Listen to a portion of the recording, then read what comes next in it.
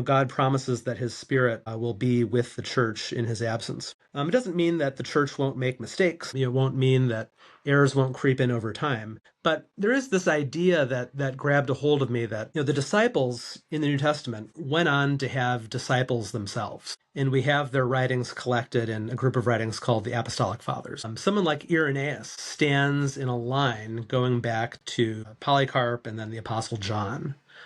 As I like to teach people in my parish, these aren't just what we would call randos, just random people that are giving their opinion. But someone like Irenaeus actually spent time, presumably, at the feet of someone like Polycarp, who in turn spent time at the feet of the Apostle John. And what this signaled to me was that maybe some of these early church figures have something to say to us. That because of their proximity to the disciples and therefore to the Lord themselves, that maybe they would be better positioned to interpret the Bible than I am in a very different culture and place some 2,000 years later.